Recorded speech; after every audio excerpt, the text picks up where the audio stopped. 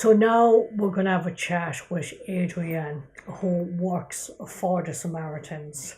Adrianne, thank you very much for coming on to this online show about suicide.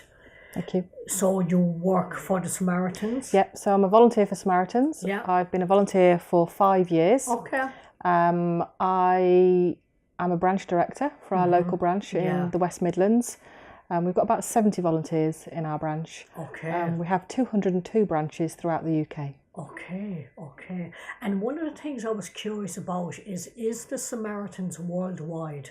So no, we're not a worldwide organisation. Okay. Worldwide, people can email into us. Okay. And we pick up the emails. Yeah. But as for the telephone service and the face-to-face service, we're UK only.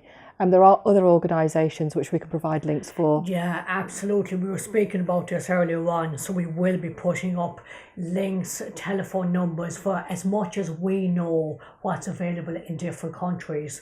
So folks, as I mentioned before, that if you're watching this and you're from whatever country you're from and you know of what helpline or websites that are available for people to call if they are suicidal, then please can you put that in the comments. So the whole thing is just to help each other. Yeah, absolutely. Yeah. So how come you became a Samaritan? So 5 years ago, my children were quite a bit older and getting ready to leave the nest and busy doing their own thing. And I thought I got a bit of time to spare. Yeah. And I just saw an advert. So I'd been thinking about volunteering for quite a while, but didn't really know where to turn with that or what to do. And I just saw an advert in a local little free magazine saying we need volunteers. I thought, oh, I could probably help them.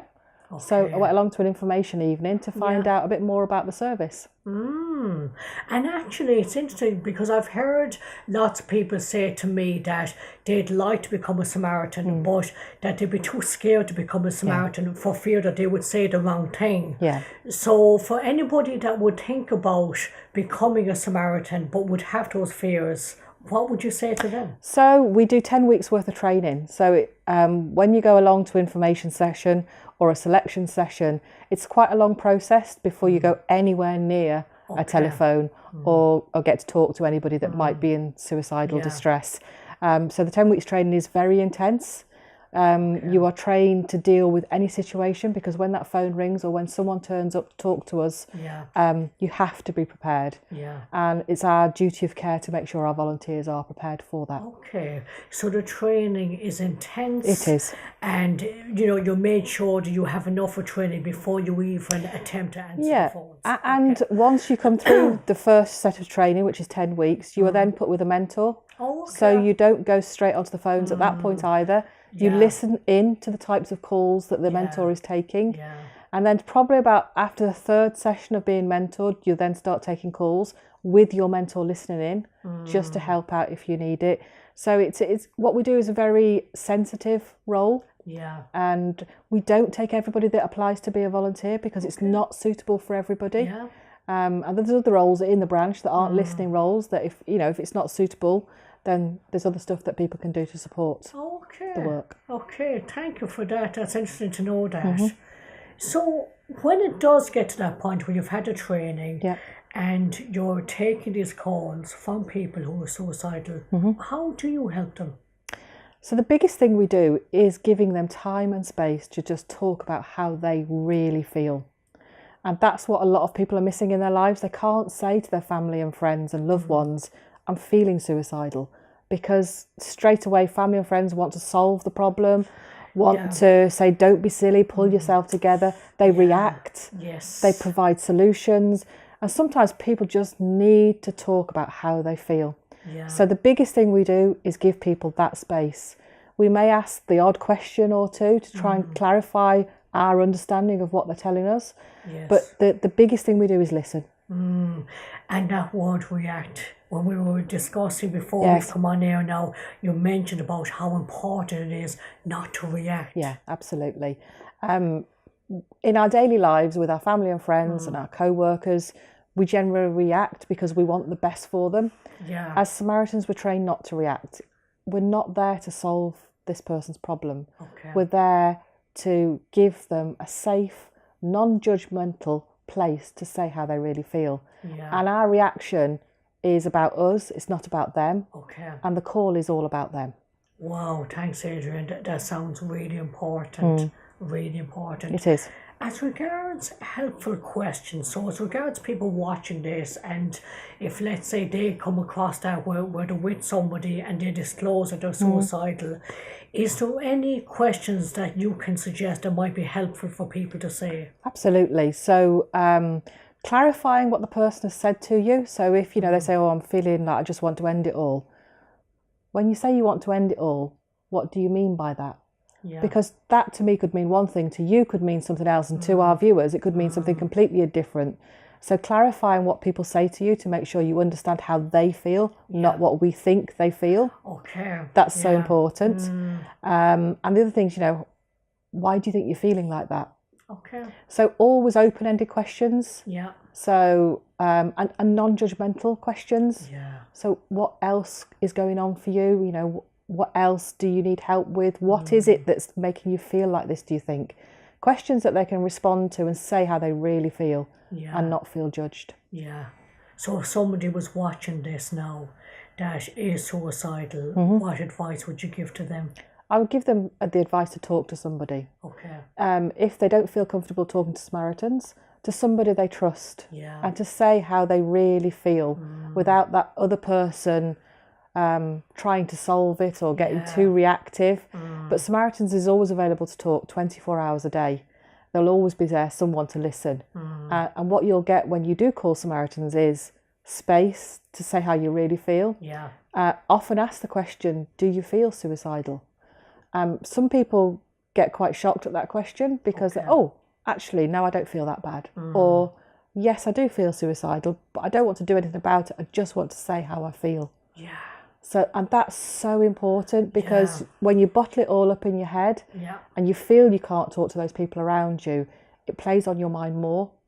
Whereas just releasing those words and really thinking about what that means. So what Samaritans will also do to people is say, have you thought what it would be like to not be here anymore? Okay. So to really make people think about, and that's not trying to say, yes, go ahead and do it, or no, don't go and do it. Okay. We firmly believe it's always the person's choice. Yeah.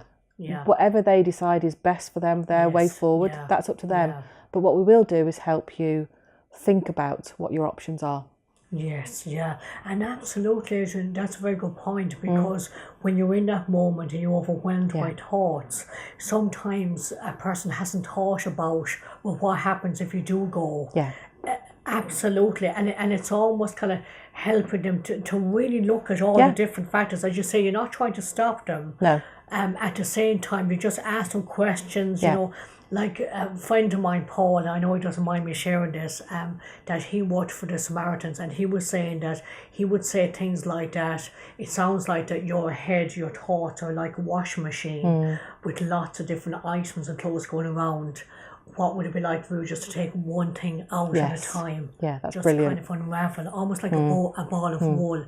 And if we were to take one strand, what might that be? Let's just look at that. Let's just talk about that. Yeah. Because there is this thing about being really overwhelmed with your thoughts. Yeah. And that's why it's so important to be able to have time and space to get those thoughts out. Yeah. I love that. I'm going to use that myself if you don't mind. So I don't mind at all. please ask Paul, because I think that's a great way to say it. Because people do feel overwhelmed and don't know where to start with it all. Yeah. But if you can just unpick it one piece at a time. One piece at a time. Absolutely. That really helps. Yeah.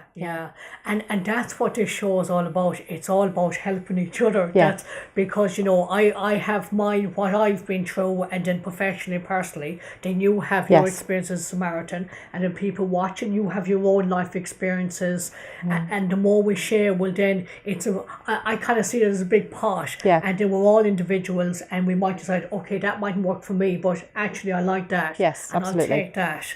And for me, it's really important that we get rid of the stigma around suicide. I was going to ask you that. Why do you think people are so reluctant to talk about suicide? If you think about the words committing suicide, we never use those words in Samaritans. Okay. We'll use the word suicide. We won't say the word committing suicide because that almost implies it's a sin or it's something that's illegal, which it did used to be illegal. Yes, yeah. And you know what? People feel suicidal and they're entitled to feel as they feel. Yeah. But taking that stigma away is really important. Yes. And giving people the time and space to say how they really feel, Yeah. as I've said before, is so important, Yeah. with no stigma. Yes. And you mentioned about being non-judgmental. Absolutely. So you can talk to us about anything at all that's Yeah. bothering you. Yeah. When people will often ring up and say, oh, my problem's only really little, so I won't be on long. But actually, it's not little to them because they've called us, they've made the effort, they've taken the brave step to talk to somebody about it. Yeah. And what might be their little problem might be somebody else's big problem, and vice versa. Yeah. So it's never to underestimate the things that you're going through and not say they're little, because that underestimates it. If they're causing you emotional distress, they're important. Yeah, wow. I hear just that lovely openness and how you value people, and rightly so, that if they're talking about it, it's important. And some of the subjects that we are trained to deal with and we do have to listen to, they may not be something we personally agree with. Okay. But that's part of the training. Again, we are non-judgmental. Okay. So we are looking for open-minded volunteers. Okay. But there will still be things that trigger us as volunteers that we think, actually, I really don't agree with that. But that's not our place to be there. Our mission is less people die by suicide. And by giving them time and space to talk about whatever it is, anything at all, there is no subject that is taboo. Yeah, yeah. Wow, Adrianne, I can see why people talk to you, and and when we were discussing this earlier on, you will let me know as well that if somebody goes through different periods of suicidal thoughts or intent, they can speak to you, but they won't necessarily get you the next time. Absolutely. So you do build up rapport with some people that you talk to, and they'll say at the end of a call, oh, can I talk to you again next time? Okay. And unfortunately, that's not possible because my shifts change every week, and most of the other volunteers are very similar. Yes. So to say we're going to be there at a certain time is just not practical. Yeah. But also, all volunteers are trained exactly the same. Yeah. And so what I say to people is, you probably won't get to talk to me. Okay. But all my fellow volunteers are trained exactly the same. And you don't need to start at the beginning. Start where you feel comfortable. Yeah. Yeah. Yeah, you were saying that just because I think you mentioned that you hear that a lot. Yes, we do. When people say, oh, I don't know where to start. Yeah. And just start where you feel comfortable. You don't have to start at the beginning. Start with the most recent thing that's made you feel distressed. Whatever that is, wherever you feel comfortable. And every volunteer is trained the same way to react and to respond in the way that just makes you feel comfortable to say whatever you need to say on that call. If people want us to get medical help for them, we can offer that. Yeah. They have to tell us where they are. We don't trace the calls. Okay. So they will have to give us their personal details so that we know to get these services to them. It's not a fast way for us to do it. It's quicker for people to get medical help themselves. Okay. So I'm based in the West Midlands. Yeah. I could be talking to a caller anywhere in the UK. So when I ring up the ambulance service, I get the West Midlands. Then they have to contact the correct ambulance service. So it can be quite a slow process. Yeah. So if it's urgent need, it's quicker for people to call themselves. But we're more than happy to get the medical help if that's what they want. It's about their choice. Yeah. What do you think society or people don't understand about suicidal thoughts?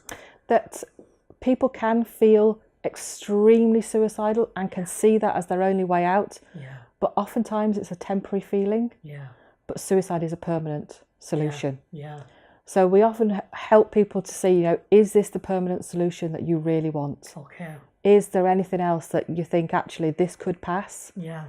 Because people do have thoughts that pass. Yeah. And it's helping them see, is this now something that's going to pass? Is this situation something that's going to pass? Yeah. And can I see light at the end of the tunnel? Yeah. Adrianne, thank you so much for coming on the show and amazing work that you do. So I hope that that's been of help, to yourselves watching. And again, folks, if there's anything that you can add to this, it's all about helping each other. It's like Adrianne said, oh, can I use that? What Paul had said, it really is about helping each other. Just giving ourselves, whatever place you're in, just as many options. Yeah. So it's not a case of that suicide is the only option, because it isn't. There are other options. And you have people like Adrianne who are at the end of a phone and genuinely care and just want to help you through this. So thanks again, Adrianne. It's my pleasure.